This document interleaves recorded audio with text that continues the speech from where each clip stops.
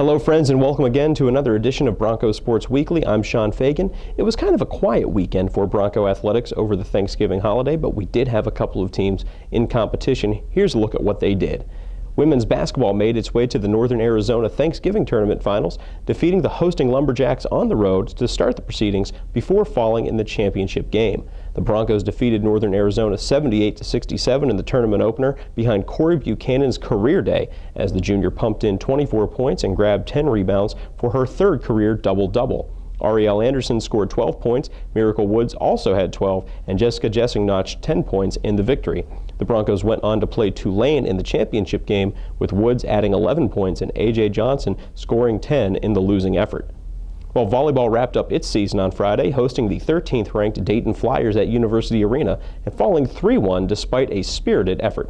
The Broncos were led by senior Jessica Brown, playing in her final match as a Bronco. Brown recorded 16 kills and hit 400 to wrap up her stellar playing career.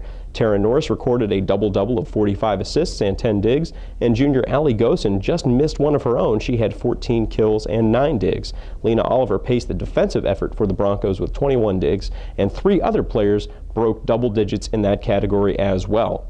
Well, seeing as volleyball was the only home event we had this past weekend, let's take a look at the highlights from that one.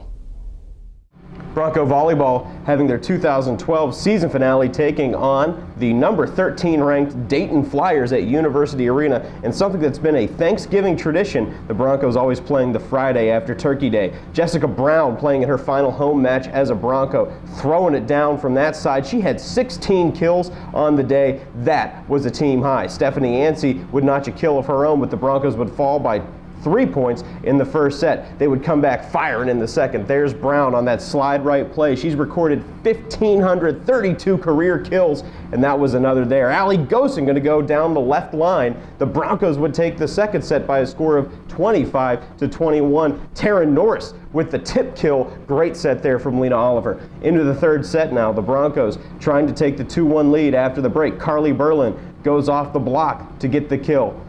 And then later, going to be popped up. Norris to Yancey, who would throw it down. She had a great freshman campaign, your 2012 MAC Freshman of the Year. Jessica Brown would throw down one more, but the Broncos would lose 3-1. Welcome back to Bronco Sports Weekly. I'm Sean Fagan. I am now joined by sophomore blue liner Jordan Oesterle of the Bronco ice hockey team. The Broncos back in action this week at Lawson Ice Arena. Probably a welcome sight considering all the travel you guys have done early in the season, most recently to Alaska Fairbanks. Yeah, it's definitely going to be a good homecoming coming back to after a long trip to Fairbanks. We felt like we haven't played here in over a month, which is going to be good to get back and see the Lunatics.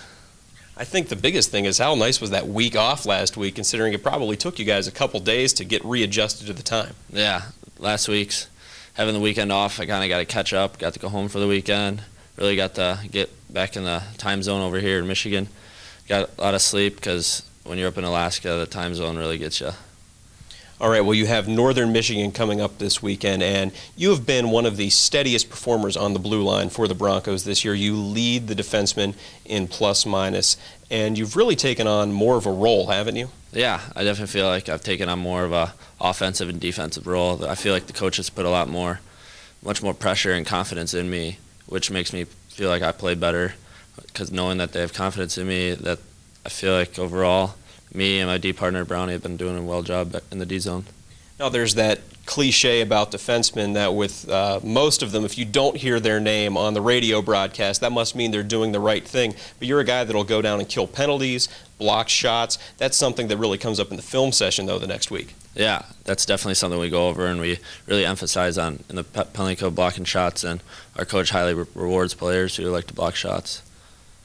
All right, well, coming up this week, as we said, Northern Michigan to Lawson Ice Arena. You mentioned being able to play in front of the Lawson Lunatics again. It's got to be one of the most exciting atmospheres in college hockey. Is there any place else you've played on the road that really compares? Personally, I really don't think. Growing up, I used to think Yost at Michigan was one of the most loud barns I've ever been in, but after playing here for this is my second year, nothing compares to Lawson. All right, well, I'll tell you what, Jordan, good luck this weekend. You and I were talking right before the interview. It's a shame there's no NHL hockey to walk in the mean. Yeah, kind of got to watch some couple KHL games every now and then and some AHL games, but hopefully we'll get back soon. All right, good luck. Thank you. All right, folks, here's what we're watching for this weekend. Women's basketball heads back on the road this week for a pair of games against in-state rivals as the Broncos ready themselves for games at Detroit and at Oakland. The Broncos and Titans tip off on Wednesday at 7 p.m. and the game against the Golden Grizzlies is scheduled for Saturday at 2 p.m. The games represent the middle of a 5-game road swing for the Broncos, which will conclude next week against IUPUI. The Broncos will be back in University Arena on December 8th when they take on Chicago State.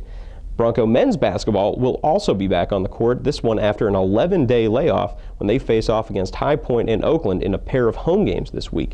The game against the Panthers scheduled for Thursday night at 7 p.m. and the game against the Golden Grizzlies is scheduled for 2 p.m. on Saturday. The Broncos have won 4 straight games, and this pair of home games represents the last at University Arena until December 22nd against Mount St. Mary's. So if you want to see the Broncos at home, you better come out this weekend because it could be a couple weeks before you get the chance to see them again. And hockey will be back in action after a 2-week layoff when they host Northern Michigan at Lawson Ice Arena on Friday and Saturday. The puck drops for both of those games at 7:05 p.m. This will mark the first of a 4-game homestand for the Broncos, who in their last action split a pair of games at Alaska. The previously mentioned Jordan Oesterle will be looking to hold down the fort for the Broncos defensively. And that's going to do it for us this week on Bronco Sports Weekly. We ask you again to join us next week, same Bronco time, same Bronco place.